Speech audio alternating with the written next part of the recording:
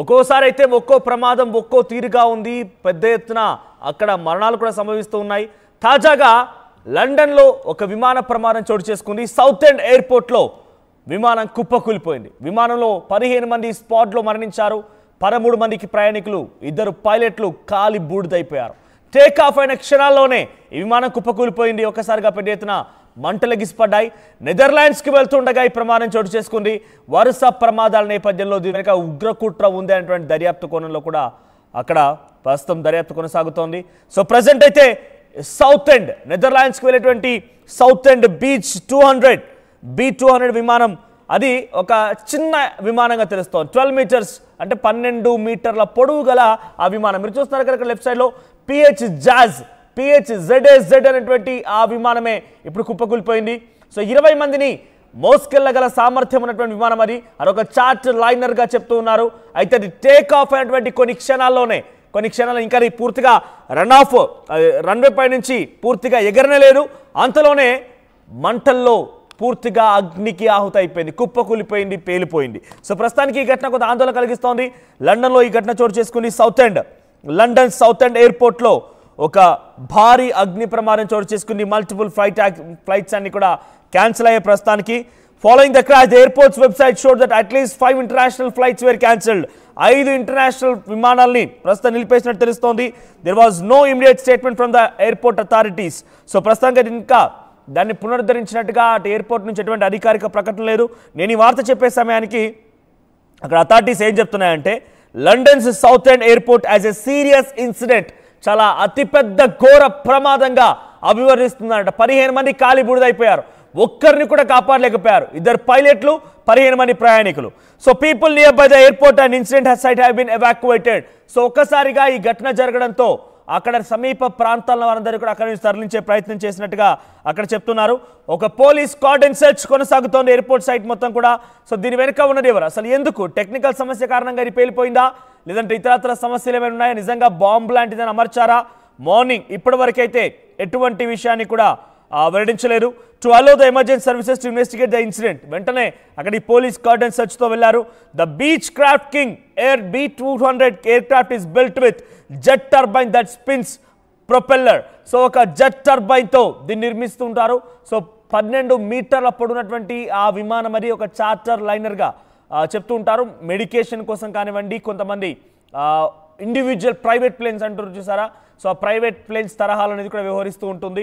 So ఒక వ్యక్తి కనుక ఆయన స్వతహాగా బుక్ చేసుకొని తన కుటుంబంతో పాటుగా వెళ్ళాలంటే కూడా దీన్ని బుక్ చేసుకోవచ్చు. కేవలం ఒక 20 మందిని మోసుకెళ్లగల సామర్థ్యం ఉన్నటువంటి విమానం మాత్రమే ఇది. దాంట్లో ప్రస్తుతానికి ఈ ఘటన జరిగిన సమయంలో 15 మంది ఉన్నారు. దాంట్లో 15 మంది కూడా కాలి బూడిదైపోయినట్టు తెలుస్తోంది. సో నెదర్లాండ్స్ ఎయిర్పోర్ట్ వరకు వెళ్లాల్సి ఉంటుంది. జైస్ aviation has started that one of its aircraft has been involved in the serious crash at the South End Airport. నెదర్లాండ్స్కి వెళ్ళేటువంటి ఈ విమానంలో 15 మంది కాలిబుడిన నేపథ్యం నెదర్లాండ్స్ ఎయిర్పోర్ట్స్ కూడా స్పందించాయి. తమ దగ్గర రావాల్సినటువంటి ఈ PHZAZ అనేటువంటి ఈ విమానం కుప్పకూలిపోయింది. 15 మంది దుర్మరణం పాలైనట్టుగా అక్కడ ఎయిర్పోర్ట్ వర్గాలు చెప్పాయి. సో ప్రస్తుతానికి ఇంకా అక్కడ ఈ ఘటనకు సంబంధించి ఏం జరిగి ఉంటుందనేది ఇంకా ఇన్ఫార్మ్ చేయలేకపోతున్నారు. We can confirm there has been a serious incident at London South End Airport this afternoon involving a general aviation aircraft. We were working closely with the local authorities and we will be able to provide more information as soon as possible. ఇది అఫీషియల్గా south end airport నుంచి వచ్చిన confirmation. ఇంకా దాన్ని ధృవీకరించుకోలేకపోతున్నాము.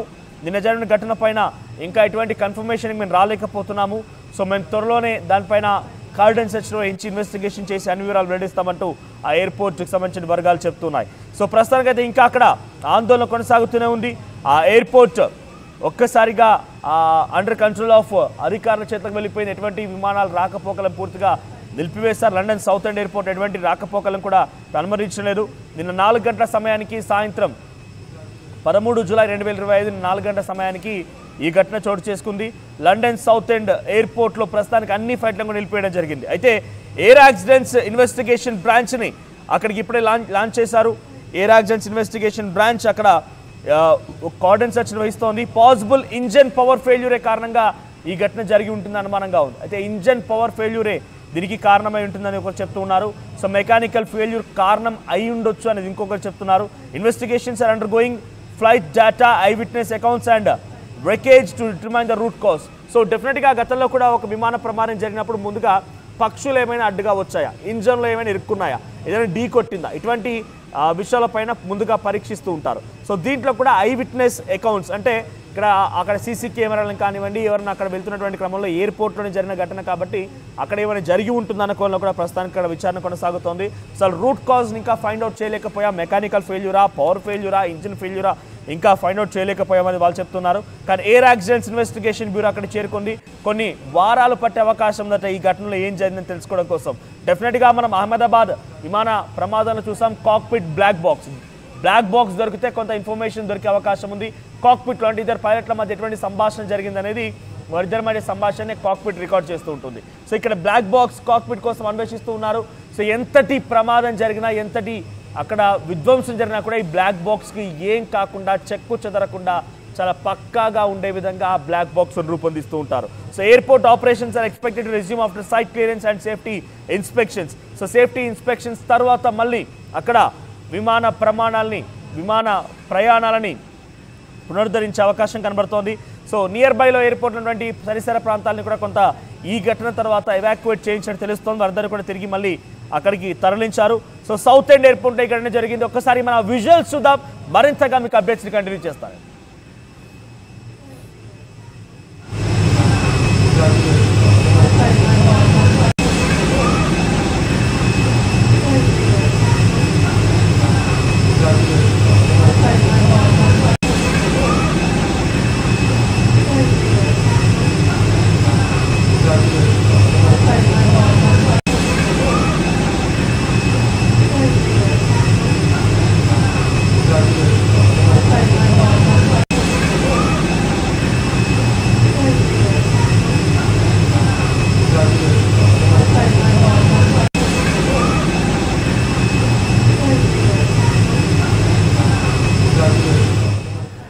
Right, అయితే దీనిపైన London south end సంబంధించిన airport అధికారులు ఏం చెప్తున్నారంటే, చూసినటువంటి లైవ్ విట్నెస్ కానివ్వండి, కొంతమంది ఎక్స్పర్ట్స్, ఏవియేషన్ ఎక్స్పర్ట్స్ ఏం చెప్తున్నారంటే, beach B200 super air king అనేటువంటి ఈ విమానం 12 మీటర్ల పొడవుతో 20 మందిని మోసుకెళ్లగల సామర్థ్యం ఉంది. అయితే దాంట్లో బేసిక్గా మెడికేషన్కి సంబంధించిన అంటే ఒక ఎయిర్ అంబులెన్స్గా దీన్ని భావించాలి. సో మెడికేషన్ సంబంధించిన వారు అందులో ప్రయాణించేప్పుడు బెడ్ కానివ్వండి, వారికి అందించేటువంటి ఆక్సిజన్, ఇతరత్ర సామాగ్రి మొత్తం అందులో పొందుపరిచి ఉంటుంది.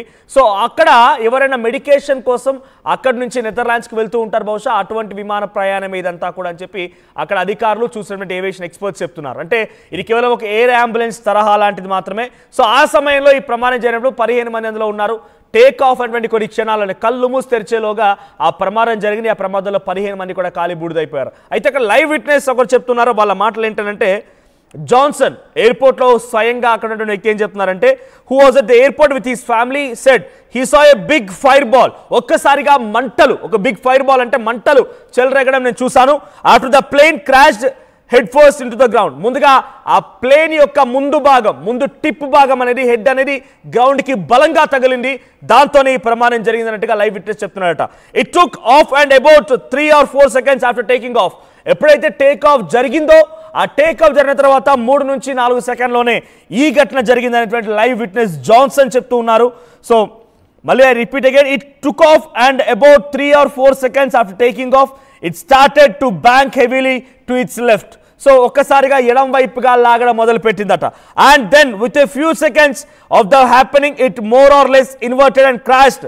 ఒక్కసారిగా ఒకవైపుగా ఎడం వైపుగా లాగడం మొదలు పెట్టింది. అంటే అది ఒక వన్ సైడ్గా ఇంబ్యాలెన్స్గా అది టేక్ ఆఫ్ అవ్వడం ప్రారంభించిందట. వెంటనే అంతలోనే కుదుపులకు లోనైపోయి ఇక డైవర్ట్ అయిపోయింది. టేక్ ఆఫ్ తీసుకొని వెంటనే డైవర్ట్ అయిపోయి కిందికి మళ్ళీ చొచ్చుకు వచ్చి ముందుగా ఆ హెడ్ భాగం, ఫ్రంట్ భాగం బలంగా ఆ రన్వేకి తగిలి ఈ ప్రమాదం జరిగిందట.